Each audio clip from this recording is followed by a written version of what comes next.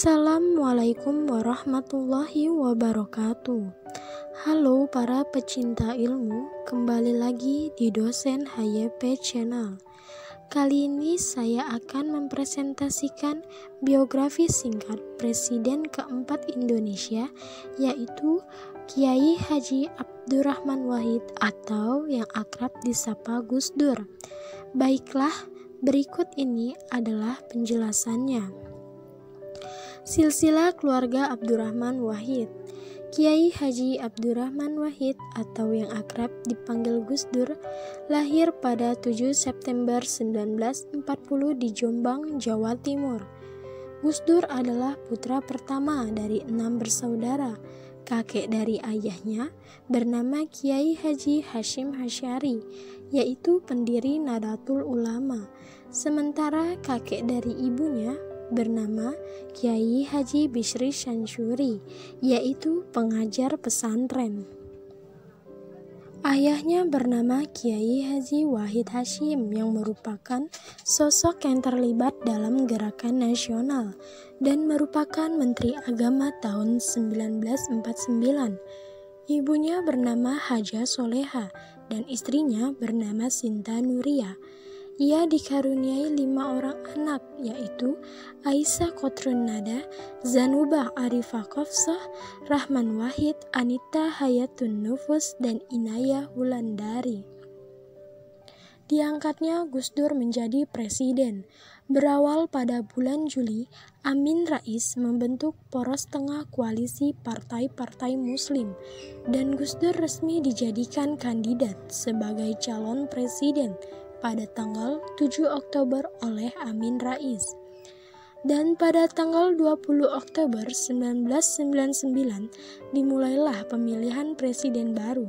Kemudian ia terpilih sebagai Presiden Indonesia yang keempat dengan jumlah 373 suara, sedangkan lawannya Megawati hanya memperoleh 313 suara.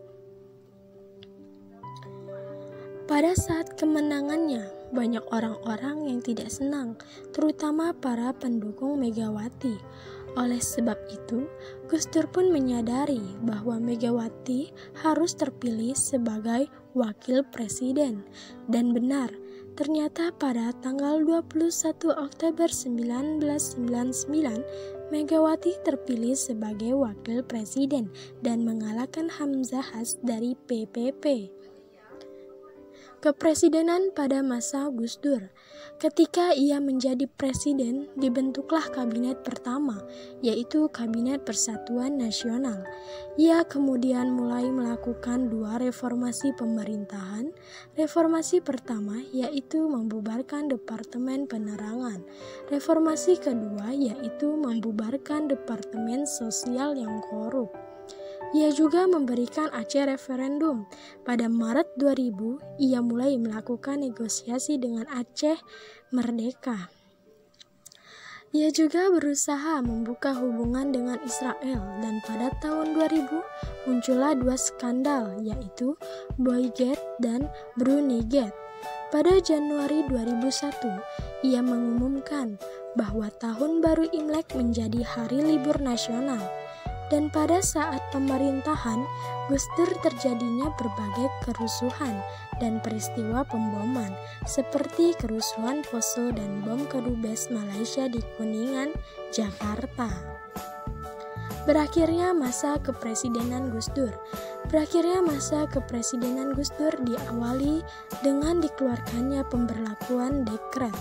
Namun dekret tersebut tidak memperoleh dukungan. Dan pada tanggal 23 Juli, MPR secara resmi memakzulkan Gus Dur dan menggantikannya dengan Megawati. Namun ia terus bersikeras bahwa ia adalah presiden. Kebijakan kontroversial Gus Dur.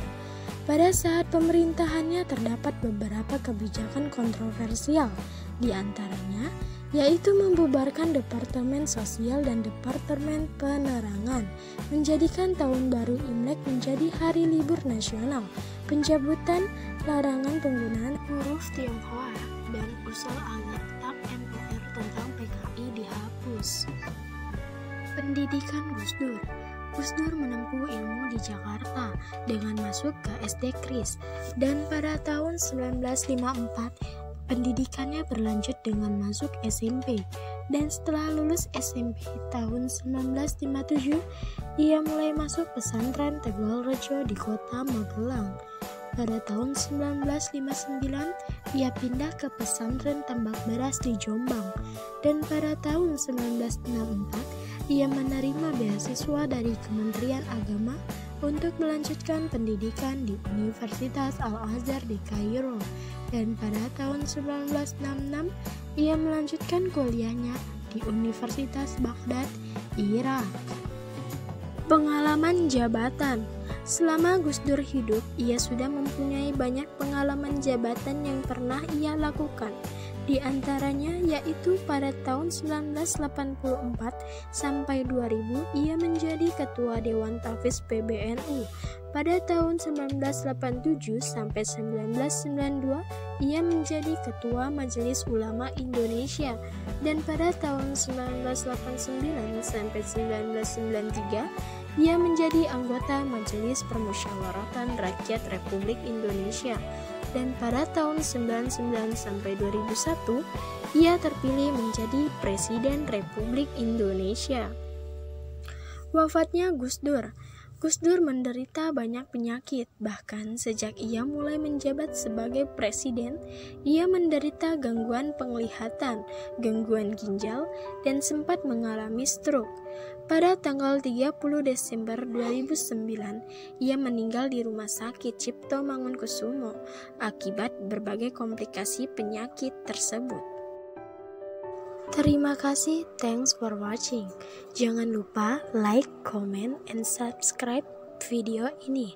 Sekian, wassalamualaikum warahmatullahi wabarakatuh.